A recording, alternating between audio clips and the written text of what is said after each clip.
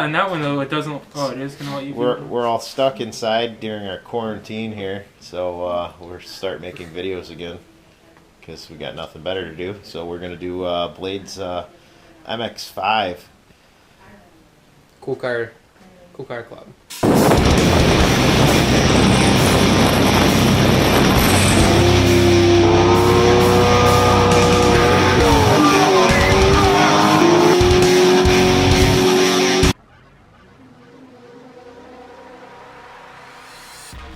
Well, tell them about it. Well, she's a 1990 Miata. Picked her up, was it three and a half years ago? Yeah, went down to New Jersey, like a 4-hour road trip, and got to Target, met the guy there, and I got in the car, and guy goes, "Oh, by the way, it's a straight pipe." I'm like, "Oh, great, this will be fun." Test drove it, picked her up, stopped to get gas, couldn't find a gas cap. Felt like a bright one that day, and filled her up. Took the 3.5, 4-hour trip back straight pipe, passing troopers and fun stuff on the thruway. Got home and got some window tint, first mod, and then started off doing auto connection V1 flares, 15x9s with some pretty decent offset. Did a six point cage in it. Then we got a hard top on it, and then I was thinking about turboing it. Then I seen an LS. Wow, your motor. Your Oh, yeah. smoking motor. My motor, she smoked a little bit, just a little bit.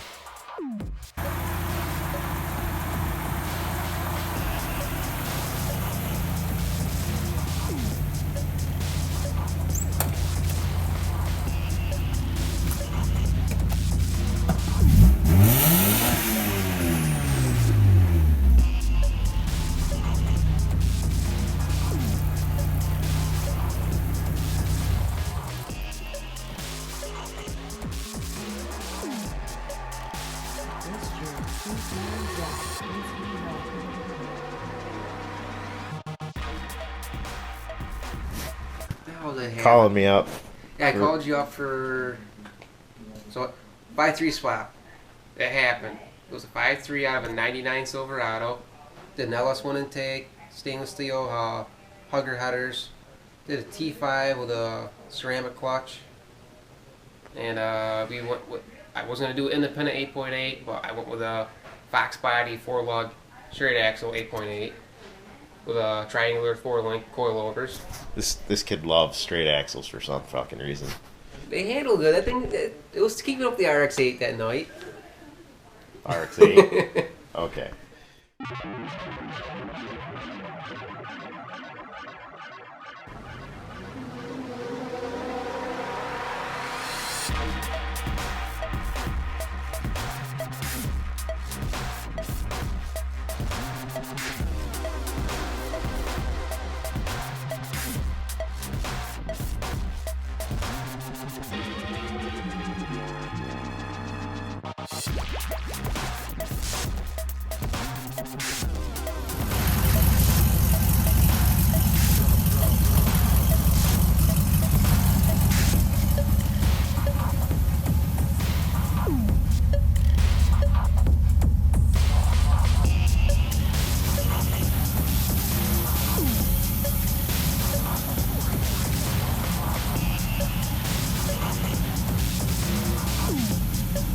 So we kind of figured out that the T5 transmission was a weak point on this thing, and the 5.3 is gutless, right? And stock 5.3.3. I was just going down a hill. I was not beating on it. I shifted to second, downshifted, and just took a gear right off. I was like, well, there we go, boys. So I went to the 2-hour drive, picked up a world-class T5, rebuilt that, ran that for the remaining of the year before I put it away, and then I started having fuel issues. And by the way, I'm running a fuel cell in it with in-tank pump. Not the brightest thing to do.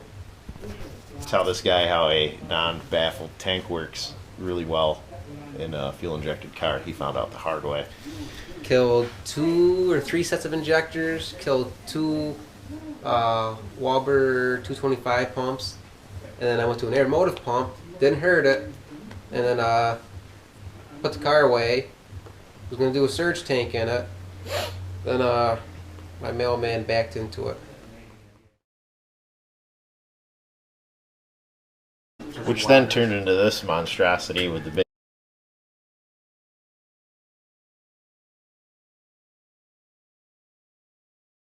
So after he figured out that the 5.3 was a big turd burger, unlike everybody else thinks that stock 5.3s have ultimate power, he moved on to a new transmission and building his new motor. What's that all about? So after the mailman had it that winter, I was like, I want more power. So I went and picked up a 6.0 and a CD009 6-speed that actually can hold power and not break downshifting. So took the 6.0, all LS2 internals. That was 2 heads. We got them ported. Went with a BTR Stage 4 LS2 cam. The spring kit to match it. The push rods and all the retainer pieces for the lift or valve springs. Did LS7 lifters, timing chain. Did the oil pump with the oil pump mod. Then got the Collins adapter kit for it, but with an ACT 6-puck clutch. Stage 3, for what company pressure play I got. Put that all together and oh yeah.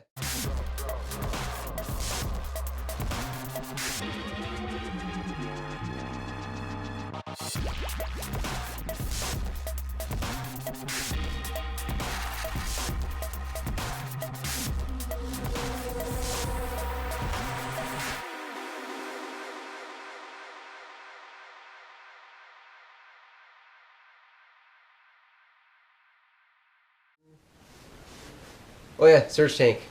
So back to the fuel issue with the 5.3. Found out the hard way, you need a surge tank with a fuel cell. So got a 15-gallon cell this time with a surge tank with a built-in 044 pump, but with an AEM 400 pump, and then got a Speedway 155 pump with low pressure for delivery pump. And put it all together, repainted it, and then had a good tune put on until we found out the brand new wideband didn't work. And he's horrible wiring that killed the coils and fouled the plugs 4 and times. the wonderful Ford injectors. That was Yeah. oh yeah.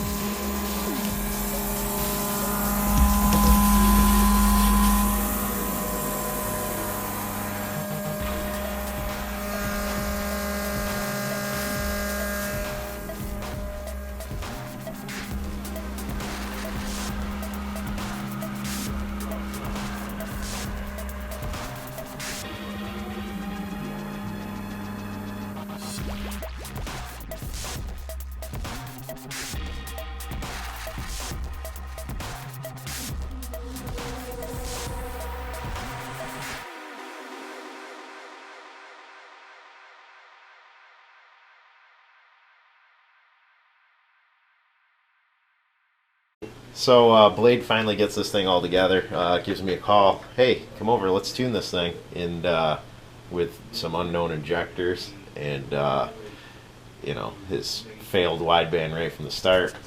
Yeah, brand new AEM wideband. Didn't test it, didn't even bother because I thought, they're all good to go, brand new. No, so the actual gauge is shot, like it wouldn't even read, and AEM wouldn't warranty it, so got a brand new one after that night. Yeah, had lots of fun trying to get his car started on the initial startup. Yeah, it was, I was told they were LS3 62-pound injectors. Nope, they were GT500 62-pound injectors with a half-assed data sheet. And the temperature sensor, I didn't know how to ground it. And as we got semi-running, he looks at his computer and goes, what was it, 250? Yeah, I 250 was like, degrees. we might want to shut the motor off before we cook it. So we broke the motor in like 2 minutes. Yeah, Great. no coolant in the car, and well, at least got it started going by how bad the exhaust smelled.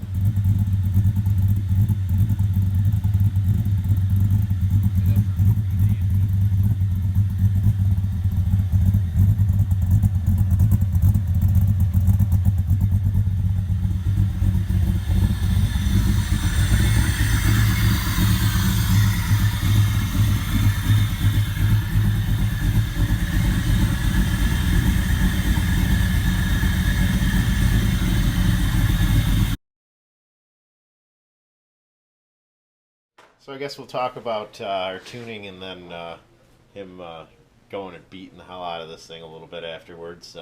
So our first trip tuning the car with I think it took us 20 minutes to make it out of the driveway, didn't it?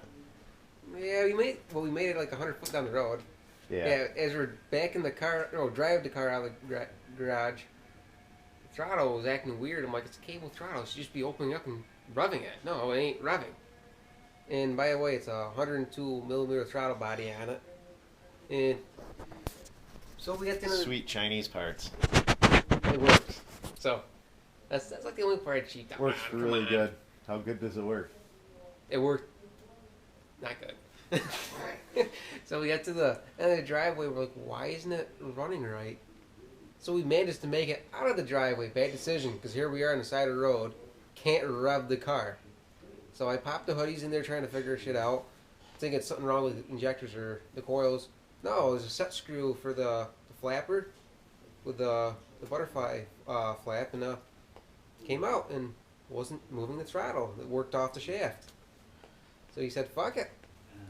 Lost the set screw, took a little punch and hammer and slid it back on place, punched the shaft, and there we go. Fixed problem number one.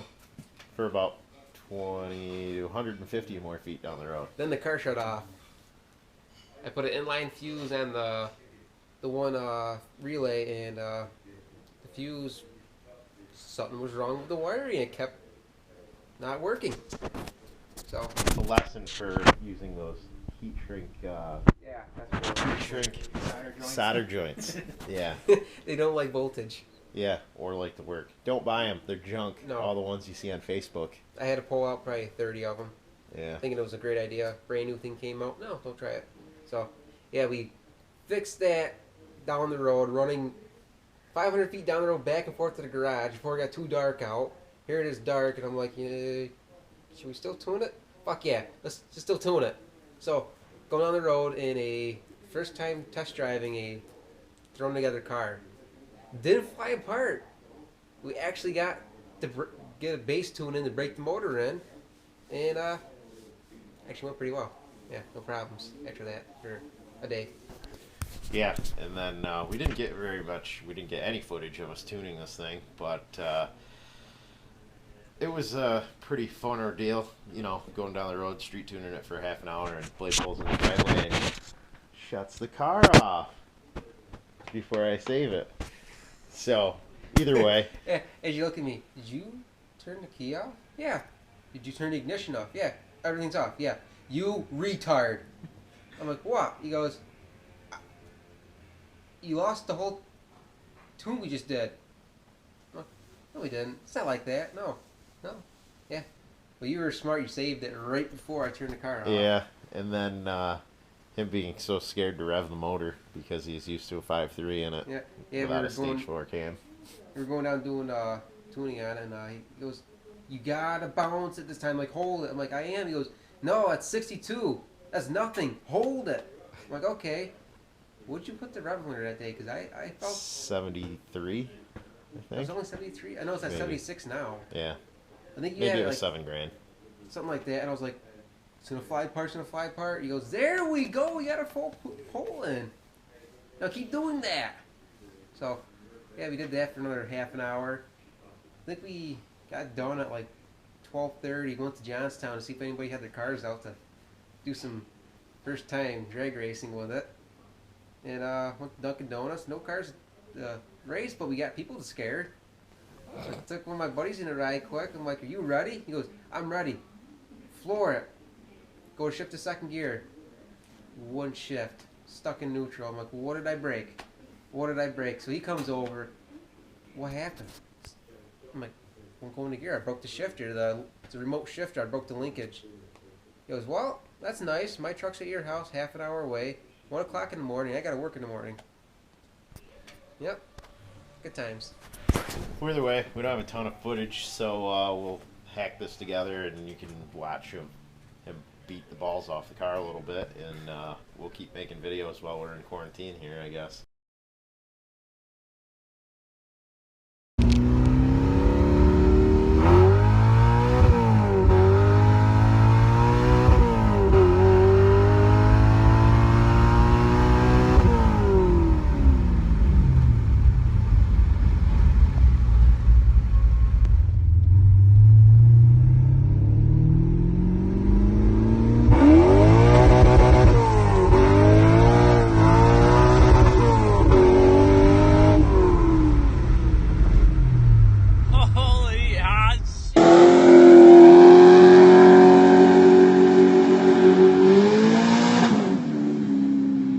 Ha ha ha!